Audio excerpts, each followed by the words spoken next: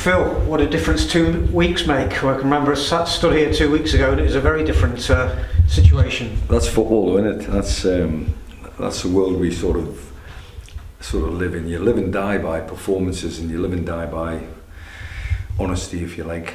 But also the opposition. You have to take your hat off to the opposition every so often. And the 3 games since that that Sunday where we came in and just reminded them. What we've done is quite simple. We've just taken one game at a time, taking each game as it comes, and sometimes you come up against good opposition. I don't think they were bad oppositions today. They asked us some serious questions early on in the game, if truth be known. But there's a level of calm, I think, about us at the moment, and a level of belief. And you can say it's born out of 2 new signings. I don't think it's just down to 2 new signings by any stretch of the imagination. But there is, whatever they have brought to the camp is spreading like wildfire, and everybody's starting to believe in what we can do. And all we're looking at is each game. What we can do is win a game of football, and what we've done in the last 3 games is won a game of football. But the clean sheet mentality, putting their heads in where it hurts, when balls are coming into our penalty box, defending it properly, stopping balls from coming into our penalty box, all of these things. But the system is another, I think, reason behind any kind of success. The system that we're playing is very, it's conducive to the players that are playing in it. The round pegs in round holes, if you like. I think the one square peg you'd call in a round hole, or vice versa, would be Cam Candler, but he's absolutely blossoming in the middle of the park. It's great for him, and it's great for us. But the front 3 caused Scarborough a problem at their place, if truth be known, and each one of them, I think, scored against Scarborough, and then they've done it again today. But 3-2 away at Scarborough, 3-0 at home. Which one gave me the most pleasure? They're both wins. That's the main thing. But the clean sheet mentality has given me the most pleasure. Yeah, and that is often the case. If you keep them out at one end, you score them at the other. It's when you struggle at one end, you struggle at the other. And now you're going through a run where scoring and clean sheets. Yeah, long may that continue. I think that goes back to that belief. The belief in the strikers having the unit, having the mentality, having the defenders that we've got in the team. But I think the one thing I've got to say about us at the moment is we're 11 up and 11 back. 11 are attacking when we've got the ball, and 11 are defending when we haven't got the ball. So the work rate of the front 3, first and foremost, is the reason why they probably scored their goals for sure, but it's the reason why we're getting a clean sheet as well. They're protecting any kind of quality coming into the opposition strikers, and I thought the opposition strikers today were potent. I thought we've got 1 or 2 ball players, and they've got a big 6'6" striker. So they've got something about them, Scarborough, there's no doubt about it. But today, we nullified anything they threw at us, and blossomed when we were in front of goal. It could have been more, but 3-0, I can't ask for any more, to tell you the truth. I thought the mentality was impressive, because I would imagine you wanted to go out on the front foot as you have done in recent games, but actually they started on the front foot. So rather than retreat, yes, the players sucked it up, got themselves into the game, and then started to build. I think they're going back to Jonathan Green and getting sent into the stand. The last time we played, I thought it was harsh, a decision. I didn't think he deserved it, to tell you the truth. But at the end of the day, it just showed you what kind of a feisty encounter it was. So we knew the mentality of Scarborough. We knew the mentality of Jonathan Green and his teams, and he does go after you, and he's got the quality to beat you as well with the football. But we had to defend for that first 10-15 minutes. Then all of a sudden, Mazkuya gets the best chance of the game, and for some reason ran round the ball and went onto his left foot where he's a right footer. I thought he should be taking that chance with his right foot. Anyway, it came and went, and then slowly but surely we were getting on top, if truth be known, when we got the opportunity to get the ball down. The pitch is not conducive to a great game of football in terms of a spectacle, but it's coming. It's coming. The pitches are coming back. We've gone through the winter now. Somebody tells me that snow's due in the next 2 or 3 weeks. If it comes, it comes. If it doesn't, it looks like a beautiful spring day today. So the ones that can play football and the ones that won't play football are going to get their pitches back, and hopefully we're at the head of the queue where that's concerned. You mentioned Maz missing that opportunity. 9 games without a goal coming into the game. You could see that when he had that opportunity, but so great that he managed to score in the second half. And he was relieved. It has to be said, he walked into the changing room as a relieved man. Maz is one of the main reasons why we breathed so much life into the team at the start of the season.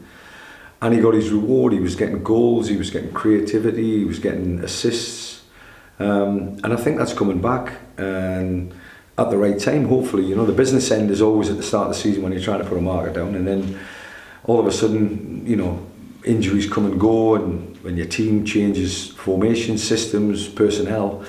But Maz has been a fairly decent constant with regards to how he plays and how he gets the ball and how he wants to get at you. And I like the way he plays, right foot or left foot. He's a very balanced player. But chances always come from him, and at this moment in time, chances are now falling to him.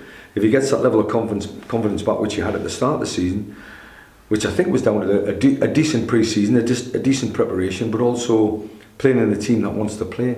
I think that sort of ticks all the boxes for Maz's career.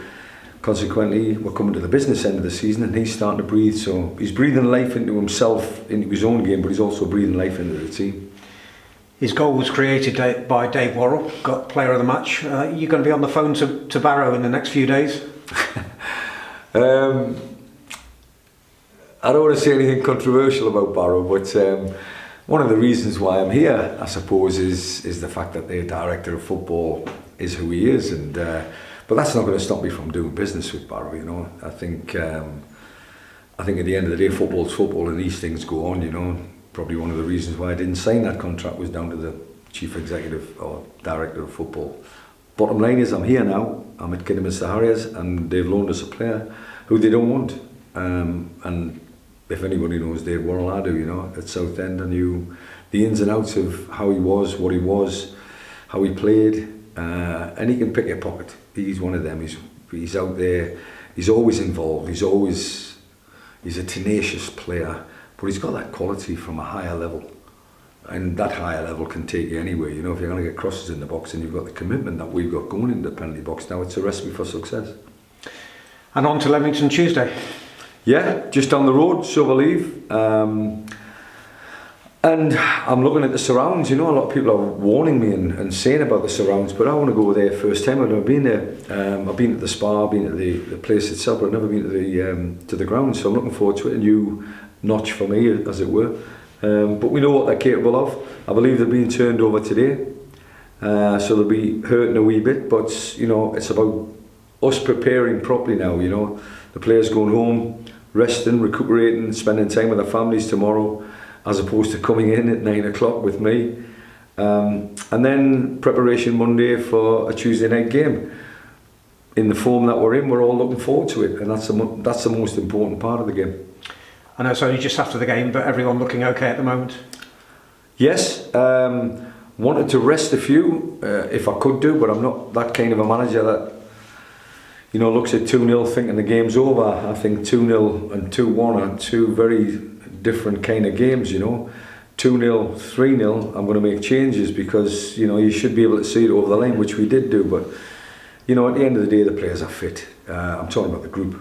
A lot of the players that came off the bench were playing 75 to 90 minutes on Tuesday against Wolverhampton Wanderers. The majority of the players have had enough minutes under the belt to stake a claim for the game on Tuesday. And if it's a fully strength team, because we've got the 5 off the bench that want to play, I've got a selection problem, but at the same time, it's a nice problem.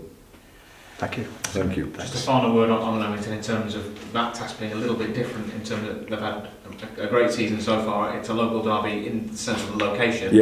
And it's not one we've had perhaps in the last few weeks to deal with really. It's a test for this group. They're all different, Maddie. I think all the challenges that come our way, we've been looking at the holistic approach more than anything else. A lot of managers look at tactics, a lot of managers look at systems and look at the way teams play, but the side of the game which is more prevalent at this level is the surroundings that you're walking into. Is it AstroTurf? Is it decent changing rooms? Is it a crowd that's on top of you? Is it a crowd that's sparse, that are nowhere near, and there's no atmosphere like we had at Buxton on Sunday against Farsley Celtic? So there's all different things to take into consideration in terms of motivating your own team.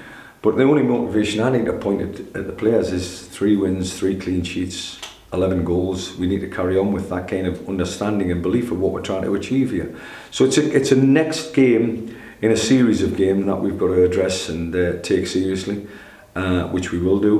We haven't disrespected anybody this season, and we're certainly not going to disrespect Leamington.